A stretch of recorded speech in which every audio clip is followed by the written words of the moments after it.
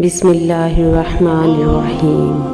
हज़रत उमर बिन मामून रज़ी अल्लाह ताला अन्हु फरमाते हैं, जिस दिन हज़रत उमर फ़ारूक रज़ी अल्लाह ताला अन्हु पर हमला किया गया, इस दिन मैं वहीं मौजूद था।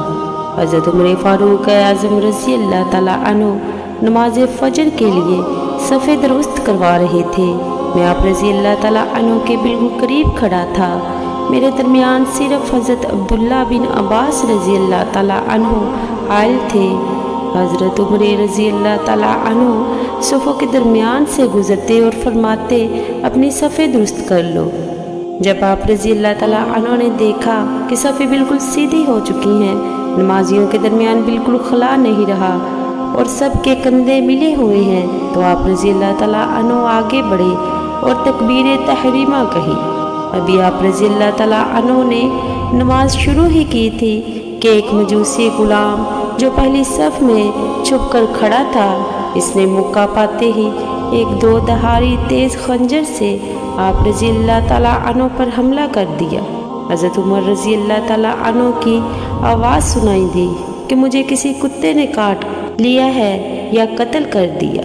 वह मजूसी गुलाम हमला करने के बाद पीछे पलटा और भागते हुए 13 नमाजियों पर हमला किया, जिनमें से 7 शहीद हो गए।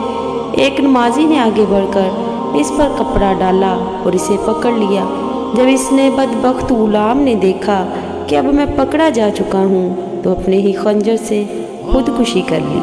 जब हज़रत उमर रज़ी अल्लाह ताला अन्हु पर हमला हुआ, तो सफ़ों में दूर दूर खड़े अक्सर नमाजी इस हमले से बेखबर थे। जब उन्होंने हज़रत उमर रज़ी अल्लाह ताला अन्हु की कुरात न सुनी, तो सुबहान अल्लाह कहना शुरू कर दिया। हज़रत अब्दुल रहमान रज़ी अल्लाह ताला अन्हु ने आगे बढ़कर नमाज फ़जर पढ़ाई। अक्सर लोगों को नमाज के बाद वाक़या का इल्म हुआ। हज़रत उमर रज़ी अल्लाह ताला अन्हु शदीद ज़ख्मी हो चुके थे। आप रज़ी अल्लाह ताला अन्हु ने हज़रत इब्ने अब्बास रज़ी अल्लाह ताला अन्हु से फरमाया, ऐ इब्ने अब्बास रज़ी अल्लाह ताला अन्हु, मालूम करो कि मुझे किसने ज़ख्मी किया। आप रज़ी अल्लाह ताला अन्हु बाहर गए। कुछ देर बाद वापस आकर बताया, मुग़ीरा रज़ी अल्लाह ताला अन्हु के ग़ुलाम ने आप रज़ी अल्लाह ताला अन्हु पर हमला किया है। आप रज़ी अल्लाह ताला अन्हु ने फरमाया, वही ग़ुलाम जो लोहार था। सैयदना इब्ने अब्बास रज़ी अल्लाह ताला अन्हु ने जवाब दिया, जी हाँ। हज़रत सैयदना उमर रज़ी अल्लाह ताला अन्हु ने कहा, अल्लाह अज़्ज़ा व जल इसे गारत करे। मेरी इससे कोई दुश्मनी नहीं थी, बल्कि मैंने तो इसे नेकी की दावत दी थी। मैं तो इसके साथ बिलाई का ख्वाह था। अल्लाह अज़्ज़ा व जल का शुक्र है कि मैं किसी मुसलमानों के हाथों ज़ख्मी न हुआ। फिर आप रज़ी अल्लाह ताला अन्हु को घर ले जाया गया। हज़रत सैयदना उमर बिन मामून रज़ी अल्लाह ताला अन्हु फरमाते हैं, हम लोग भी आप रज़ी अल्लाह ताला अन्हु के घर की तरफ चल दिए। लोगों पर मुसीबतों का पहाड़ टूट पड़ा। गोया इससे पहले कभी ऐसी परेशानी और मुसीबत से दो चार न हुए थे। लोग आप रज़ी अल्लाह ताला अन्हु को तसल्ली देने लगे, हुज़ूर आप रज़ी अल्लाह ताला अन्हु परेशान न हों, आप रज़ी अल्लाह ताला अन्हु के ज़ख्म जल्द ही ठीक हो जाएंगे। फिर आप रज़ी अल्लाह ताला अन्हु को खजूर की नाबीज़ पिलाई गई, लेकिन वो आप रज़ी अल्लाह ताला अन्हु के पेट से ज़ख्मों के ज़रिए बाहर आ गई। फिर दूध पिलाया गया, तो वो भी ज़ख्मों के रास्ते पेट से बाहर निकल आया। लोग समझ गए कि अब हम आप रज़ी अल्लाह ताला अन्हु की सोबत से ज़्यादा देर तक फैज़याब नहीं हो सकेंगे। फिर लोगों ने आप रज़ी अल्लाह ताला अन्हु की तारीफ़ करना शुरू कर दी। एक नौजवान आकर कहने लगा, ऐ अमीरुल मोमिनीन, आपको मुबारक हो। अनकरीब अल्लाह अज़्ज़ा व जल आप रज़ी अल्लाह ताला अन्हु को हुज़ूर सल्लल्लाहु अलैहि वसल्लम और आप रज़ी अल्लाह ताला अन्हु से पहले रहलत फरमाने वाले दीगर सहाबा कराम रज़वानुल्लाहि से मिला देगा। ऐ अमीरुल मोमिनीन, आपको खिलाफत का मनसब अता किया गया, तो आप रज़ी अल्लाह ताला अन्हु ने अदल व इंसाफ से काम लिया। आप रज़ी अल्लाह ताला अन्हु एक अच्छे खलीफा और लोगों के खैर ख्वाह मोहसिन हैं।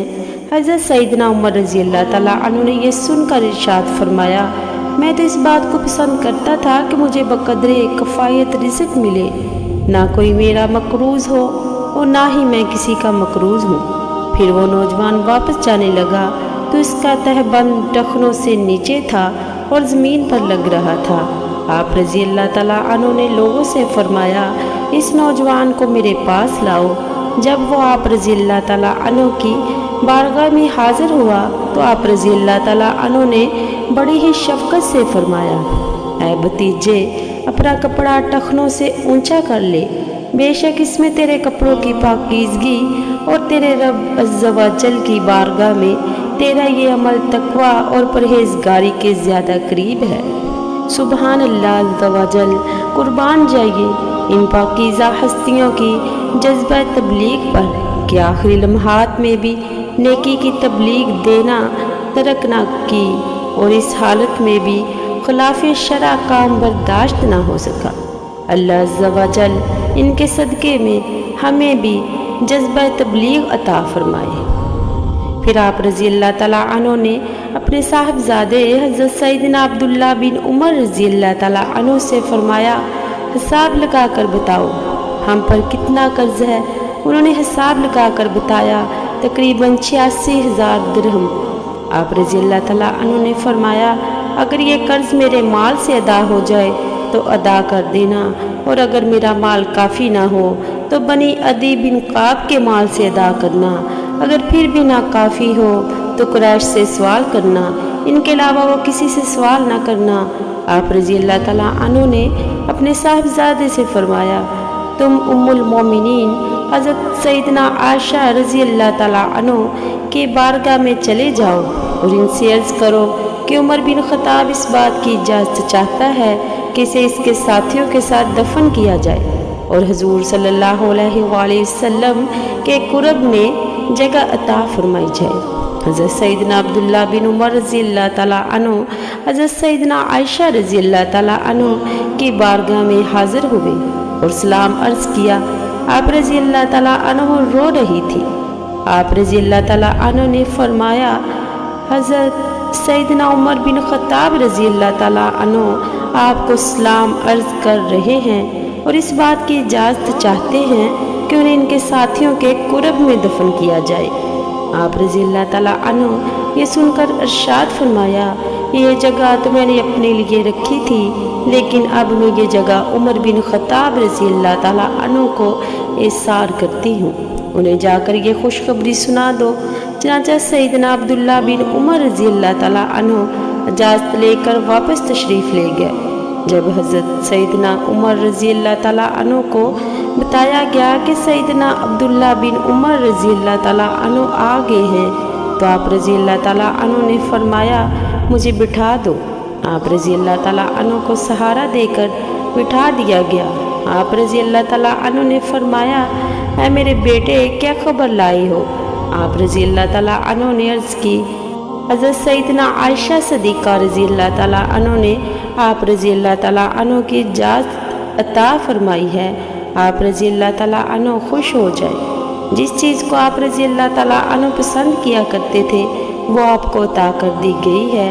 یہ سن کر آپ رضی اللہ تعالیٰ عنہ نے فرمایا، مجھے اس چیز سے زیادہ اور کسی چیز کی فکر نہیں تھی، الحمدللہ عز و جل مجھے میری پسندیدہ چیز عطا کر دی گئی ہے۔ پھر آپ رضی اللہ تعالیٰ عنہ نے فرمایا، جب میری روح پرواز کر جائے تو مجھے اٹھا کر سرکار عبد قرار صلی اللہ علیہ وآلہ وسلم کے روضہ اقدس پر لے جانا، پھر بارگاہ نبوت میں سلام عرض کرنا اور حضرت سیدنا عائشہ رضی اللہ تعالیٰ عنہ سے عرض کرنا، عمر بن خطاب اپنے دوستوں کے ساتھ آرام کی اجازت چاہتا ہے، اگر وہ اجازت دے تو مجھے وہیں دفن کر دینا، اور اگر اجازت نہ ملے تو مجھے عام مسلمانوں کی قبر میں دفنا دینا۔ جب آپ رضی اللہ تعالیٰ عنہ کی روح خالق حقیقی عز و جل سے جا ملی تو ہم لوگ آپ رضی اللہ تعالیٰ عنہ کو مسجد نبوی تشریف علی صحابہ الصلاۃ والسلام میں لے گئے، اور حضرت سیدنا عبداللہ بن عمر رضی اللہ تعالیٰ عنہ نے حجرہ مبارکہ سے باہر کھڑے ہو کر ام المومنین حضرت سیدنا عائشہ صدیقہ رضی اللہ تعالیٰ عنہ کو سلام عرض کیا اور سیدنا عمر رضی اللہ تعالیٰ عنہ کو حجرہ مبارک میں دفن کرنے کی اجازت طلب کی۔ آپ رضی اللہ تعالیٰ عنہ نے اجازت عطا فرمائی۔ چنانچہ حضرت سیدنا عمر فاروق رضی اللہ تعالیٰ عنہ کو حضور نبی پاک صلی اللہ علیہ وآلہ وسلم کے جلووں میں حضرت سیدنا صدیق اکبر رضی اللہ تعالیٰ عنہ کے پہلو میں دفن کر دیا گیا۔ اللہ عز و جل کی ان پر رحمت ہو، آمین۔